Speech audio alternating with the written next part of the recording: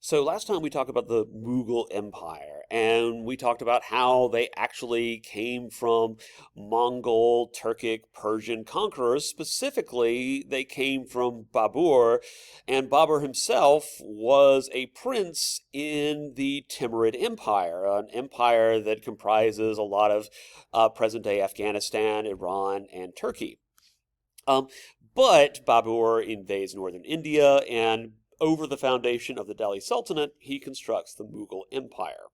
Then we have the reign of Akbar, who basically conquers all of this, or, at least a lot of it.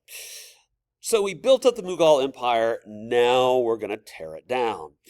So the empire's kind of reached its peak under Akbar, but unfortunately, all men are mortal, and Akbar falls for the ultimate trap, otherwise known as death, in 1605. He is succeeded by Jahangir and eventually Shah Jahan.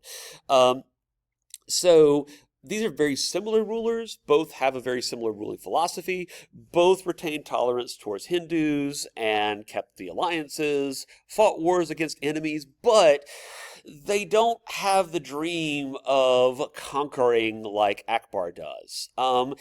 They basically just want to kick back and take it easy, like they're the dude from The Big Lebowski. Not that you should have ever seen that movie. Don't listen to that. So in the 17th century in Mughal India, India now has global fame for the textile industry due to the very large market in Europe.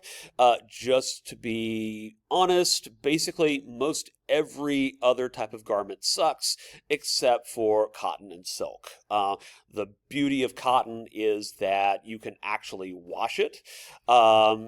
Basically, you can get stains out of it. It breathes well in the summer and it's warm in the winter. So they sort of ride on the textile industry and don't really add a lot of new territory. And these are rulers that are kind of interested in living the good life. So lots of drinking, dancers, gardens, polo matches, tiger and elephant fights. Apparently, these were the Michael Vicks of India. Um, so yeah, these are guys are basically interested in partying. They're not really interested in either conquering or in, let's say, changing very much. And so as a consequence, a lot of the population lives in poverty, and India falls behind Europe in innovations and sciences. So if you notice a pattern, you have the creation of these very large Islamic empires, specifically the Ottoman Empire and the Mughal Empire, and they are just as advanced, if not more advanced, than their European counterparts. But once they reach their peak, they basically turn inward. So it's in the reign of Shah Jahan that the Mughals get into a war with the Safavids. Now, realistically, if you look at population, if you look at economy, if you look at most of the things that are necessary to win a war, well, the Mughals should have this in the bag. But remember that the Mughals have also been de-emphasizing their military for quite some time, instead of, in favor of living the good life. So the Mughals were at war with a group of people along the Hindu Kush mountains. And so while they're distracted, the Safavids basically capture a number of strategic Mughal cities in the western frontier, like Kandahar, which is in present-day Afghanistan.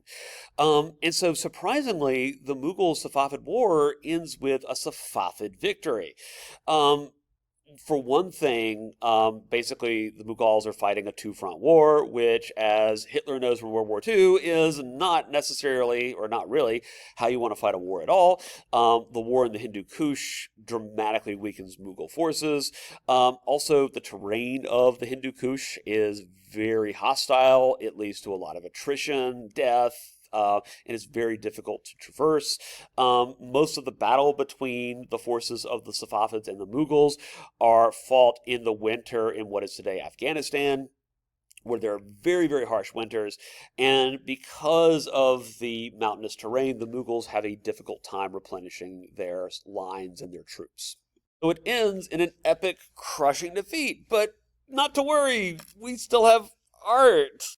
Jahangir and Shah Jahan are some of the greatest, or probably two of the very greatest patrons of arts in the history of the Mughal Empire. And so we're talking about traditional forms like architecture, painting, sculptures, etc. Also, and this is something that definitely doesn't make me thrilled. You also have this enthusiasm for miniatures.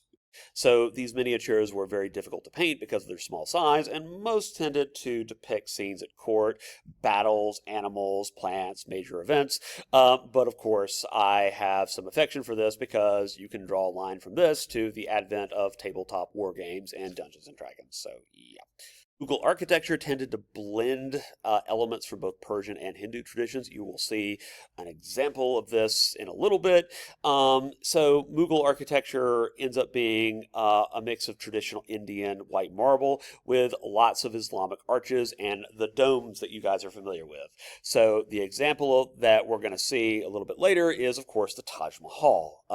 Photograph later, is constructed by Shah Jahan as a tomb for Mumtaz Mahal, his most beloved wife. Finally, this is kind of considered one of the peaks in Indian cultural production. This is an example of one of these miniatures, and this is created by the artist Buchitra. So the Mughal economy, you should probably simplify and just think one word: cotton/textiles. So the economy thrived on trade of cotton, indigo, and silk.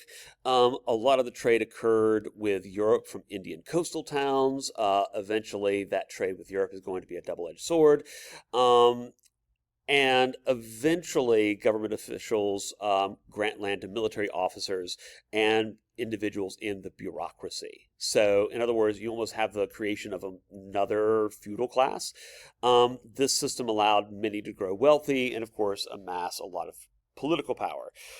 This miniature shows a Mughal weighing ceremony. In this ceremony, rulers were literally set upon a giant scale on one side with precious stones set on the other. The equivalent weight was used as a standard that became used across the empire, especially to pay holy men. And in this image, Jahangir's son, Prince Khurram, is seated on the scale. Yay! So with Mughal society, we have a de-emphasization of the caste system, but there's still a caste. And it's a pretty traditional kind of class system. So you have a ruler royalty at the top, you have aristocrats, then the bureaucrats who are kind of competing with the aristocrats, merchants, artisans, etc. And then finally, at the very bottom, you have the peasants. Now, royal wives often had significant influence. One of the most famous examples of this is Mumtaz Mahal, who is the favorite wife of Sultan Shah Jahan, who died from a hemorrhage, postpartum hemorrhage, giving birth to her 14th child. Respect.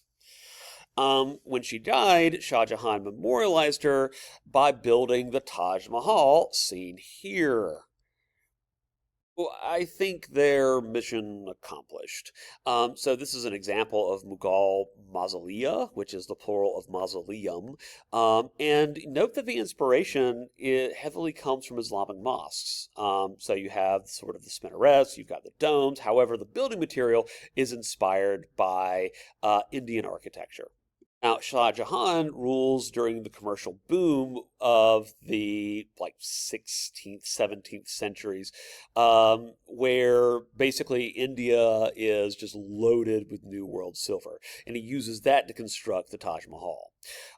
We already talked about the Indian influences, the white marble, and the exterior carvings. We also have Muslim influences with the gardens, the minarets, and the ogival arches. Look at that ogivularity, if that is even a word. So, we're going to talk about Aurangzeb. He made mistakes. What a thing to be known for. Like, I haven't even begun to introduce the guy, and you just know him as the guy who made mistakes. We will talk about Aurangzeb and the mistakes he made next time.